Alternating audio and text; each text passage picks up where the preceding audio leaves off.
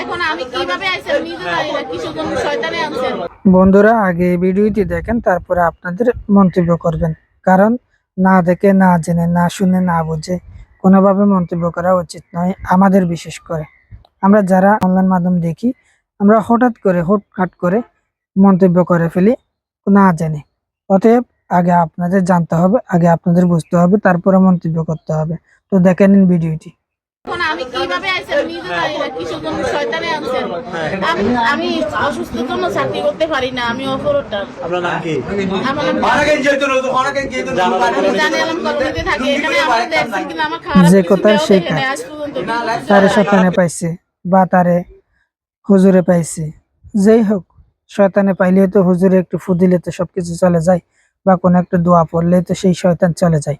কিন্তু যার কাছে এসেছে সে যদি শয়তান হয়, তাহলে শয়তান তাড়ানোর কোনো মেশিন নাই বললেই চলে। শয়তান তাড়ানোর মেশিন যদি থাকে, শয়তানকে শয়তানই ধরে। অতএব শয়তান তাড়ানোর মেশিন শয়তানই। এখন যে মেশিনটি তিনি চালু করেছে, এই মেশিনটা আবার বন্ধ করার সুযোগ থাকবে কখন? যখন না তার কাম শেষ হবে। তো দেখুন না পুরো সম্পূর্ণ ভিডিওটি। হুজুরে মসজিদের ভিতরে হাঁস করতে যায়, মসজিদের ইমাম সাহেব হাঁস করতে যায়, ধরা হয় এই মাইবের লগে বেগুন শেয়ার করুন, বেশি বেশি শেয়ার করুন। কিচ্ছু দিয়ে তুই নজর অনার মান সম্মান নাই, অনার মান সম্মান যদি থাকতো অনাই হাসিবে কোনোদিন করতেন। অনারা আর ভালো পরামর্শ দেন, অনারা আর ব্যাগ কিছু করেন। অনার যে হাঁস গান করছেন ওই না, হ্যাঁ অনার যে হাঁস গান করছেন ওই হ্যাঁ,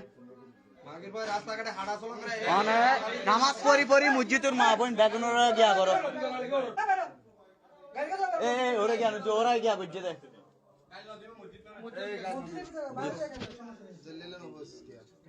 হ্যাঁ, ঠান্ডা লাগলে কিচ্ছু করিবেন নাই, ফ্যান বন্ধ করে দে। হ্যাঁ, মসজিদের ভিতরে কেন হাঁস ঘরে মানুষ, মসজিদের ভিতরে হাঁস ঘরে না? হ্যাঁ,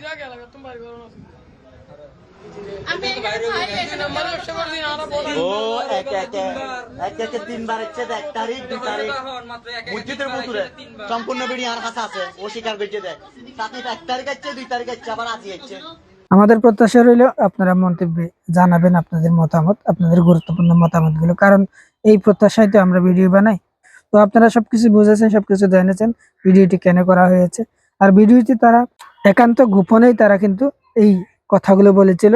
তারা একান্ত গোপনে গিয়েছিল, কিন্তু গিয়ে তারা সেখানে কিন্তু থাকতে পারে নাই, জনসম্মুখে পড়েছে।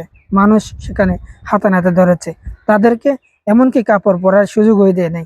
আপনারা দেখেছেন ভিডিওতে বেশ কয়েকটি যেহেতু ভিডিও ভাইরাল হয়েছে, তার মধ্যে একটি ভিডিওতে দেখা গেছে তিনি, এই যে মহিলাটি যাকে আপনারা স্ক্রিনে দেখতে পাচ্ছেন, এই যে মহিলাটি কিন্তু তার প্যান্ট পরার সুযোগই জনগণ দেয় নাই। এমনকি এই যে হুজুরকে আপনারা দেখতে পাচ্ছেন, সেই হুজুরের অবস্থাটি দেখেন। এই হুজুরও কিন্তু এখনো পর্যন্ত তাকে কাপড় পরতে দেয় নাই, পরে কোনো কাপড় চোপড় নেই। এই হুজুরটা আসলে এই ধরনের হুজুর ছিল না। এই হুজুর ছিল ভালো, ভদ্র, নম্র। কিন্তু তার মধ্যে যে শয়তানি শুরু হয়েছে, এই শয়তানি আসলেই তো মানুষ হিসেবে কেউ দূর করার সুযোগ থাকে না। তো আসলে এই হুজুর কি বলে সেটি আমরা একটু শুনে আসি।